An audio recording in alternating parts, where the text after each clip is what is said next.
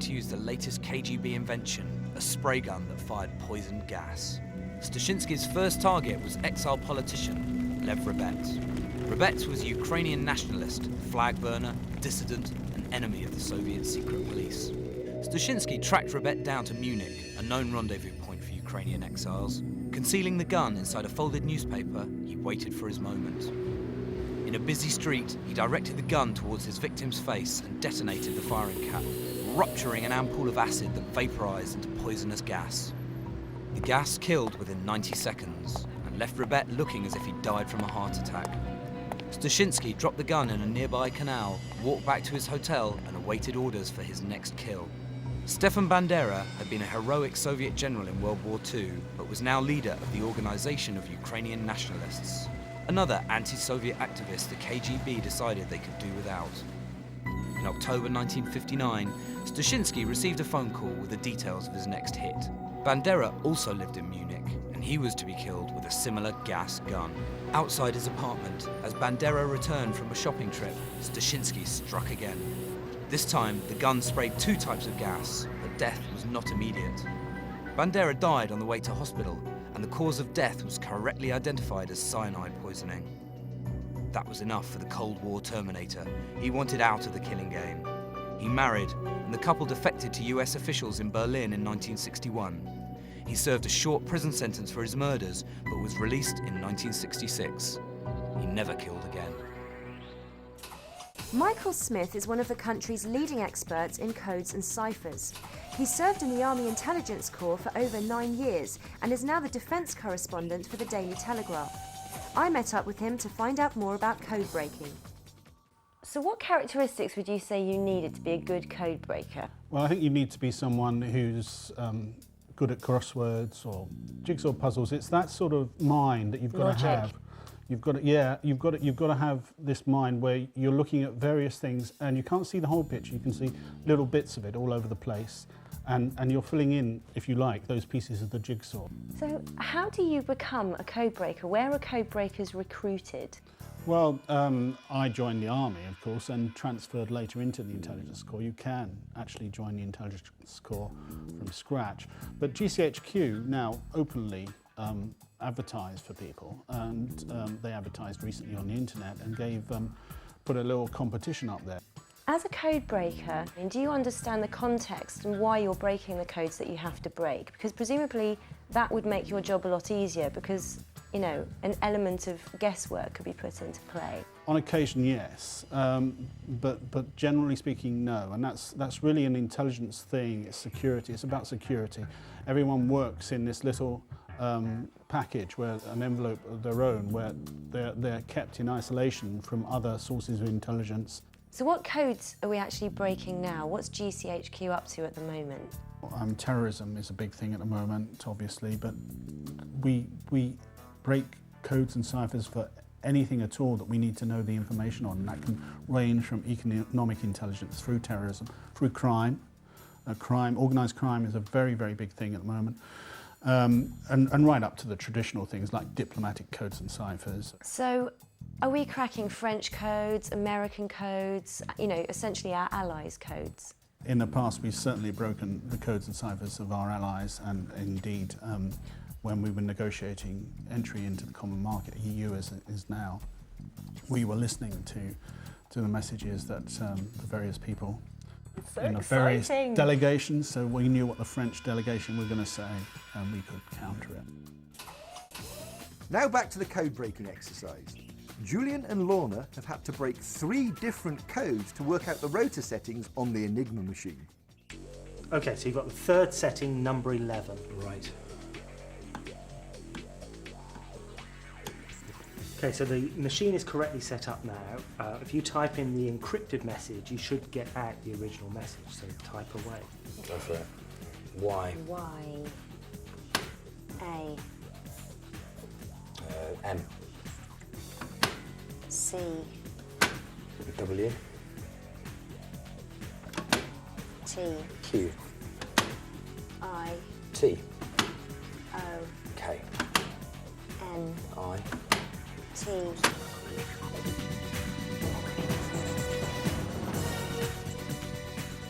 We have a message. Action this day. Thank you very much. What does it mean?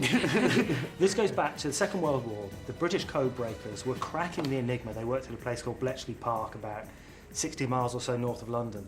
But they were struggling for resources. They wanted more manpower. In fact, the majority of the people at Bletchley were women, but they wanted more people, more machinery, more everything. And the bureaucrats were really kind of slowing things down a bit. So the code breakers ganged together, they wrote a letter, said what they wanted, sent it straight to Churchill, and he sent back a memo which simply said, action this day. Essentially, give these code breakers whatever they want. They're a crucial service to the war. Excellent. So you've cracked the Enigma message, and you've cracked a few messages along the way, and all in all, I think you've done very well. Thank you very much. Thank you. And not just in case of, okay, you've used some logical skills, but you've also used some persistence, dedication, lateral thinking, intuition, and so on. It really requires a hodgepodge of different skills to be a great code breaker. And I think you've made a good start. So well done. Thank you very much. Congratulations. Enjoyed it. Thank you.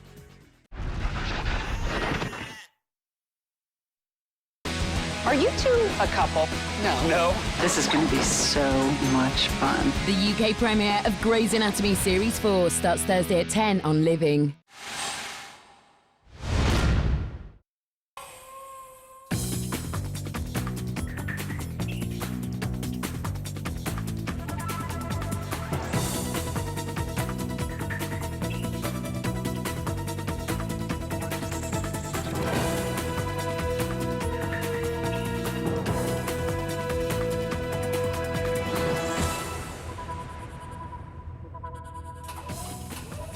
Welcome to Spy School. James Bond, Ethan Hunt, Napoleon Solo, George Smiley. All fictional charlatans and frauds.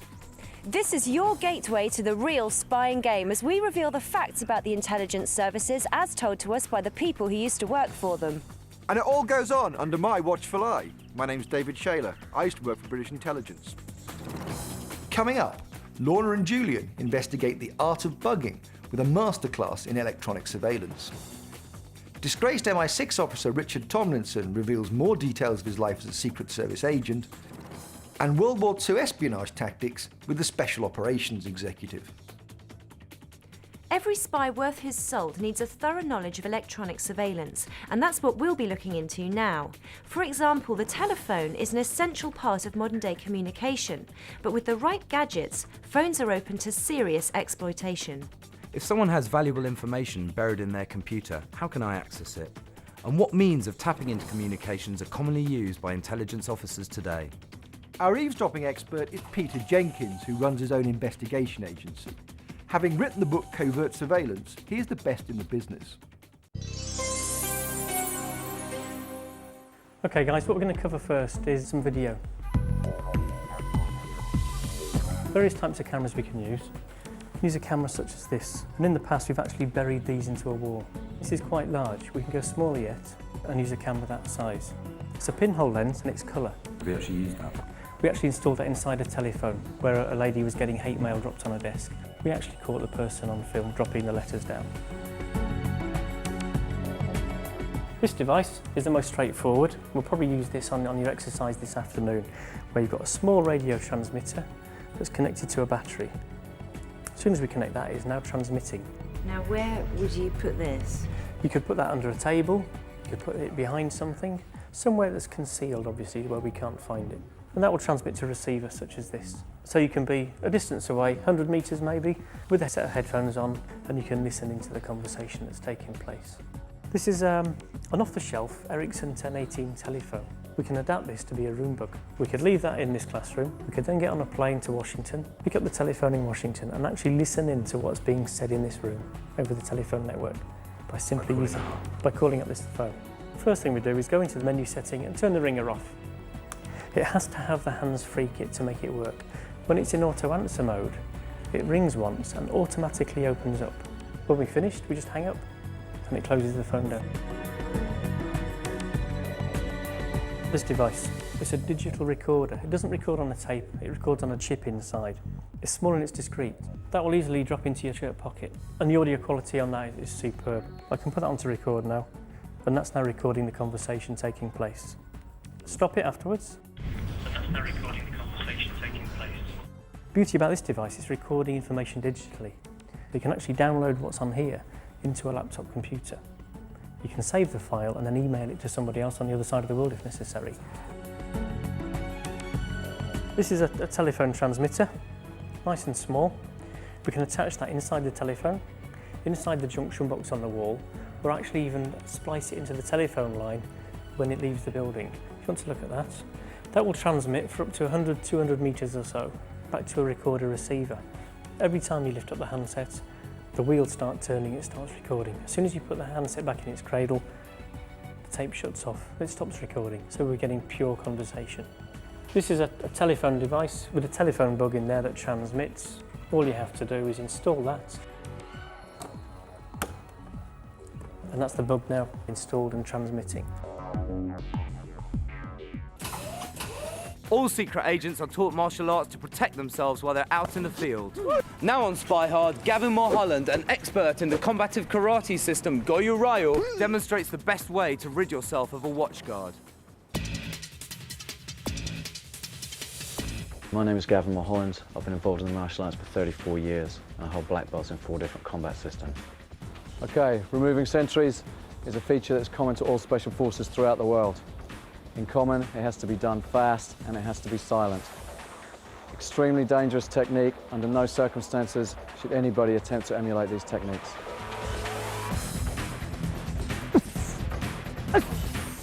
In order to make it quiet, I have to clamp both the nose and the mouth. From there, we're going to take them down. You can either go to a choke or a neck break or use a blade.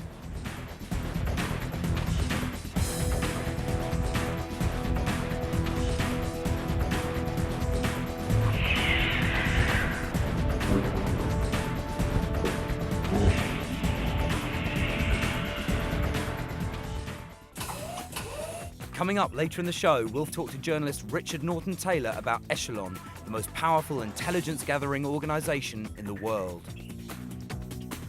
When former agent Richard Tomlinson was sacked from MI6, he fought his dismissal in the courts, but ended up in a maximum security jail for breaking the Official Secrets Act.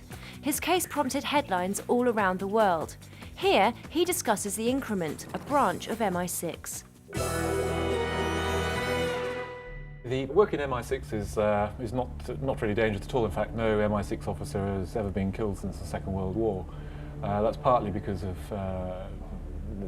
very good training and very good preparation for jobs, but mostly because any work that's dangerous, physically dangerous, is not undertaken by MI6, but is undertaken by a group of very highly trained people called the Increment. These people all come from the British Special Forces, from the SAS and the SBS, and a few from the RAF too. The people who are selected to join the Increment from the armed services are all people with really quite extraordinary skills. For example, some of the Increment people from the SBS, they were qualified as trawler skippers before they joined the SBS, so that they could pass themselves off in other professions. Often also they were chosen because they didn't look like soldiers. They were either very, very small or very overweight, or simply just didn't look like soldiers, but so that they could pass themselves off in an airport without looking like a soldier. When they join the Increment, they're then given further training by MI6, given training in disguise, in using false passports, in using false credit cards, that sort of thing. And it is them that undertake all the physically dangerous work for MI6. Pavement artists. A surveillance agent keeping watch on a house is called a pavement artist. Whilst this phrase is used in intelligence circles, it's thought to have been coined by spy writer John le Carré. Surveillance expert Peter Jenkins has been briefing Lorna and Julian on electronic eavesdropping. Now they've seen the gadgets, it's time to carry out the covert operation. Okay, so that was a good training session with Peter. We're now going to go and put some of his training techniques into practice. We've disguised ourselves as telephone engineers and we've targeted an office where we know there's going to be a meeting in 1 hour. In that time, I've got to install a computer bug and a phone tap. And I'm going to install a room bug, which is why I've got this tape strapped to my arm just to make my job a little bit easier. And I'm going to have a secret camera with me. Okay, so we've got all the equipment necessary. We've got props to make us look more realistic. The office is just around the corner, so we're going to go in and try and blag our way in.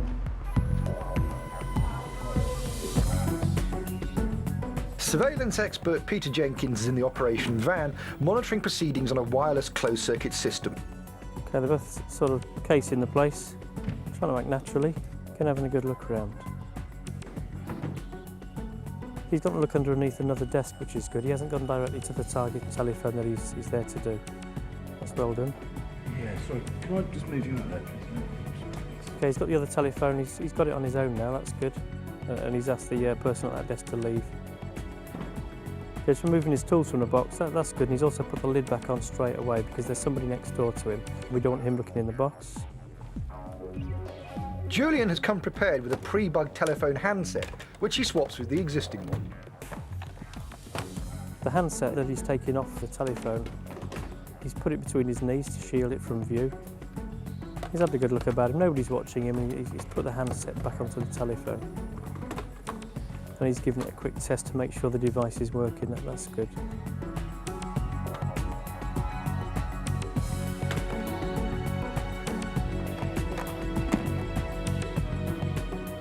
Okay, now watching Lorna, she's actually got a hidden camera in a yellow toolbox, which we hope she's going to try and record this meeting that's taking place.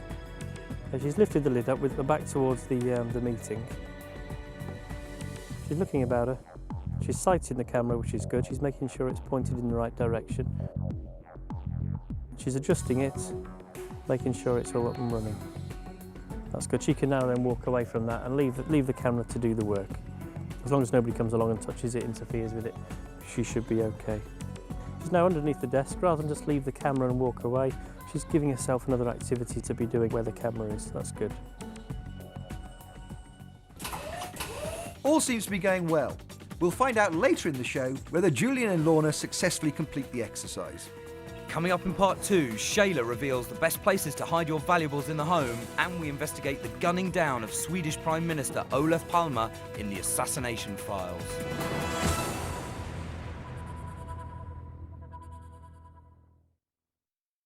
An uncompromising look at the war on crime. Back off, otherwise you're going to be gassed. Brit Cops Frontline Crime, Monday at 10, exclusive to Bravo.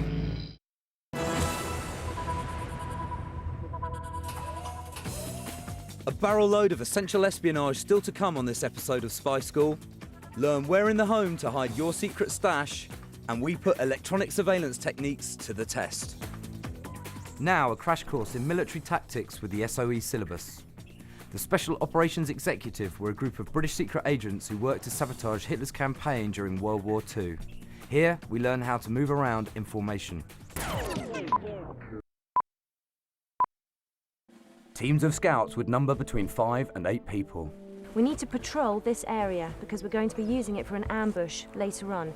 Firstly, be aware there may be Germans in the area, so keep your eyes peeled at all times. I'll need 2 sets of eyes up front. Jacques, I want you to be my scout on the right. Pierre, you be my scout on the left. Where? You two, I want you to stay behind me. Everyone happy? Yeah. Good, let's go. When agents were moving across country, they would always travel in a definite formation. This was to ensure maximum use of any available cover, to allow a permanent all-round defence, and to ensure good communication between all members of the party.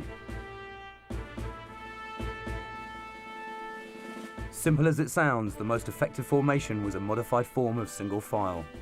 All the scouts had to be in touch with the leader and each other at all times. Each scout is detailed to observe in a particular direction and must be able to draw the leader's attention to anything he sees with the least possible delay. It would then be the leader's job to find an alternative route and move the party away from any potentially hazardous confrontation.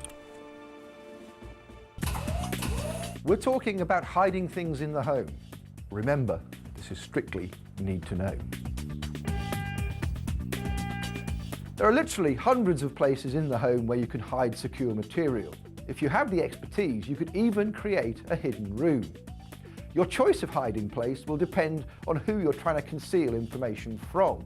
A safe, for example, will keep it from any intruder, but won't be very effective against the police, who can get a search warrant obliging you to open it. If you really want to conceal something, the best thing to use is a safety deposit box. There's nothing safer than a bank vault, and it's very difficult for law enforcement agencies to chase one to you.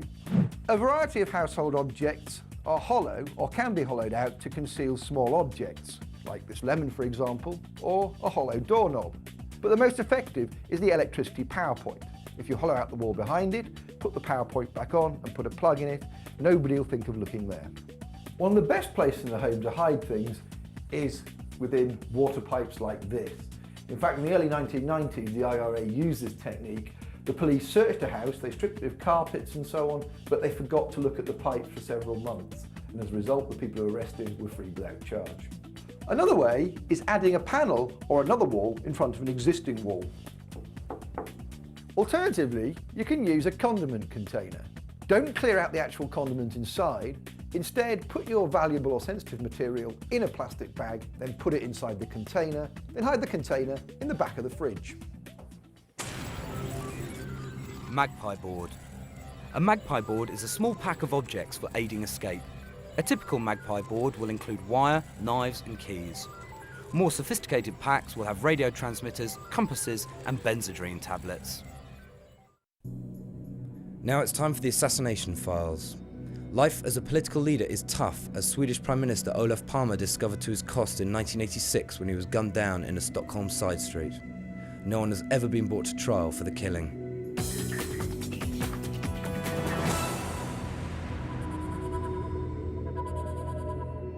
The mid-80s, Stockholm, Sweden. Olof Palme was Prime Minister, a popular and charismatic leader who had dedicated himself to themes of socialism, peace and solidarity. He was not bound by a Cold War mentality and had taken a strong stand against the Vietnam War and the oppression of the Third World. Palme was also an ardent opponent of the apartheid regime in South Africa. He'd recently spoken very passionately against racism at the African National Congress. On February 28, 1986, Palme went to see a movie at the Grand Theatre in Stockholm with his wife, Lisbeth. As they left the cinema, a man in an overcoat approached from behind. He drew out a Smith & Wesson .357 Magnum revolver and shot the Premier in the back of the head. Police have never been able to solve the crime, though several leads were followed up and let go. Abdullah Öcalan, a member of a Kurdish rebel group, was investigated, and unemployed labourer Carl Pettersson was imprisoned but released on appeal. Then, MI6 received a report claiming Olof Palme had been murdered on the orders of the South African Security Service. The report implicated South African spy Craig Williamson. Williamson was also linked with the murder of a former hit squad commander, Eugene de Kock. He said Williamson was part of a top-secret operation called Longreach, which planned to eliminate the opponents of apartheid. Palme had been killed by the agents of racism abroad, and it is now also thought that the killing was abetted by a racist Swedish policeman. The apartheid regime was dismantled just 7 years later. Echelon is a global eavesdropping project set up by secret treaty in 1947 between the US, the UK, Canada, Australia and New Zealand. The system stores millions of records on individuals, intercepting faxes, emails and phone calls. Richard Norton-Taylor is the expert on the subject. He's an award-winning journalist and security affairs editor of The Guardian. Welcome to Spy School, Richard.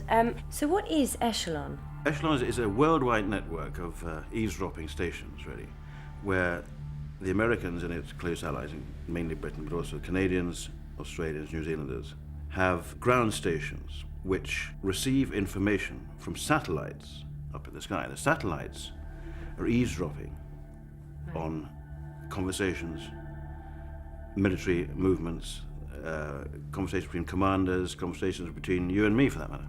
Mobile phones. Mobile phones, certainly. Emails, faxes. They could get almost everybody if they really wanted to. It's got the computer, electronic capacity. The only thing stopping it, to be honest, is a sort of bureaucratic problem, i.e., whatever the computers pick up, it's got to be transcribed. I.e., someone's got to read it. Some spy, spook as it were, has got to read it saying, Mr. So-and-so, Miss So-and-so has done something. It's got to be actually read on paper. That takes a lot of time. It does have, therefore, a kind of dictionary system, they call it. So the computer will pick up certain words, like, for example, IRA, or terrorists, or other code words they may think that Osama bin Laden uses, for example. How many keywords does it actually pick up? It can pick up millions and millions of emails and traffic, as we know, different kinds of communications every few seconds. And they change the dictionary. For example, if they've got a new enemy, let's say the IRA, for the sake of argument, is not a big enemy anymore, but they want to find out what Japanese business is doing, or they want to find out what the French companies are doing, say industrial companies, they will switch the targeting and they will have new code words. So Echelon's this huge global listening station. Do you think it's right to be fearful of it? The fact is that this system exists, and they're not going to switch it off. And it's going to get more and more potentially intrusive. So people should not be paranoid, but maybe ask questions about it. And in the meantime, I'm going to switch off my mobile. So thanks very much, Richard. Time now for the third and final part of Julian and Lorna's electronic surveillance mission. So far, they've bugged the office telephone network and placed a secret camera in the room. But they still have 2 tasks to complete, and they have to check that all their equipment's working properly. Now we've got Julian off to the computer room to bug the computer. Hopefully he's going to attach a bugging device which will record every keystroke that's typed in so we can find out passwords, the letters that have been typed, and also maybe email addresses and the websites that have been visited. He's got the room there now to himself. He's got to go to the back of the computer, unplug the keyboard. This device is about 1 inch long. It takes about 5–10 seconds to install. I'm hoping he's going to test it after he's finished. The last thing that we want is for him to leave the building and the device is not working. And that's good, he's actually carried out a test. And he's closed the computer down, put it back to its natural state. A return visit will be necessary to pick up the data from the mini hard drive of the keystroke recorder. But now we have Lorna, she's got a room bug to install. And that should transmit for about 250 metres. She's going to install that underneath the desk where the meeting is going to take place. And now she's attaching the battery to make it operable. Using black masking tape, she's going to put it underneath the desk. She's looking around about her while she's doing it. A lot of it she's doing by touch. I'm hoping that she's going to take the antenna as well as the device. The last thing we want is an antenna dropping down and being seen. You can see that's going on fine. I'm hoping she's going to test it. Okay, with the receiver now, she's put the earpiece in. She's turned the receiver on. Yeah, and she's made a quiet cough, so she's actually coughed to hear herself coughing coming through the transmitter and back into her earpiece. So that's good, she's tested it while it's in situ. And she's up and that job's finished, that's good. Okay, so this meeting. As the meeting begins, our 2 engineers are instructed to leave the room. Yeah, leave us. Just a bit, please. Now, we're going to decide who the big contract goes to today. The bug installed under the table transmits the audio of the meeting to Lorna. Right, I thought we go through them one by one. Starting off with the... A strong presentation, but... Lorna can listen in while the secret camera records all the visuals. With the meeting over, it's time to leave. Right, you done? Yeah? You sorted.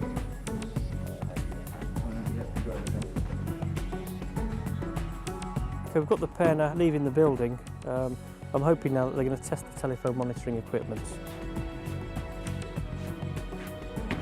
Okay, they've stopped nearby, within range. Right, as soon as anyone rings him, that will go off. I should record. Right, we're off. The wheels are going around on the tape recorder, so that's good. That shows that the actual telephone's active.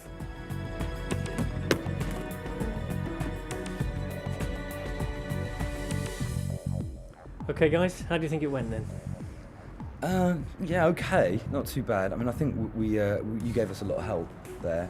Did you feel comfortable in there acting this role, or did you feel very nervous and a bit twitchy there then? A bit nervous, I think. One of the hardest things I found was controlling my facial expressions and my kind of general gestures to look normal while I was putting the bugs in place. And also the level of interaction with the staff there. Yeah. You know, if you just went in normally to do a job there, you possibly would banter more, but possibly you feel a bit self-conscious doing this stuff because you know that you're trying to catch them out and trying to be slightly underhand. Yeah. And of course, it's all totally illegal unless you get a piece of paper from the Home Office giving you signed permission to do it. Which you won't get. No. Of course. Quite into it now.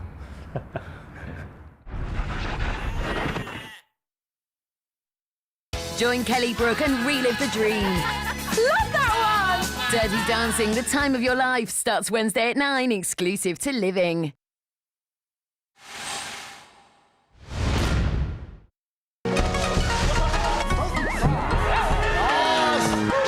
Hi, I'm Craig Charles.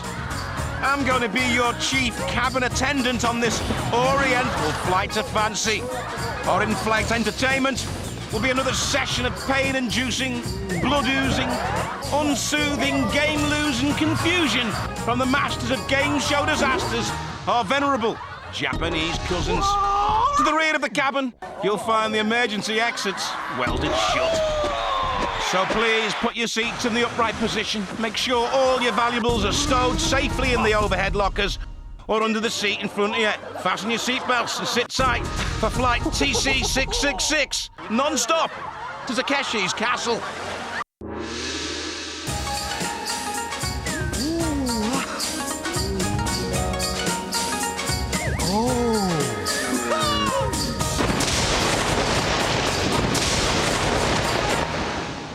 As ever, we get going with 100 happy hopefuls. Hoping against hope.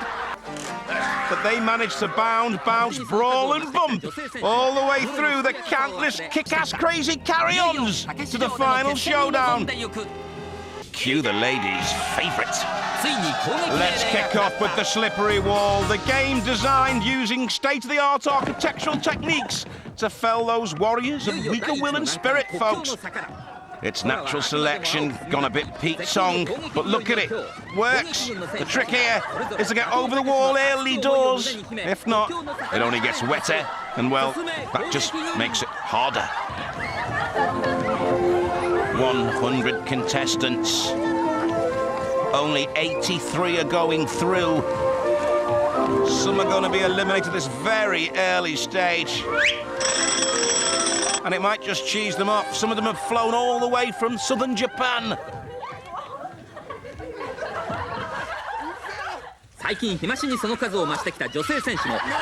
Oh, head first into the drink. Come on, you can do it. Holding on. Sliding down. Ow.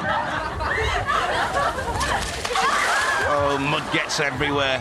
In between your teeth and everything. He's got a good grip. Terrible view, though. Oh, he's pulling her up by the seat of her pants. Steady, it's a family show. Oh, very good. Great technique there. Team play. They're like ants crawling over the dead ones to the top.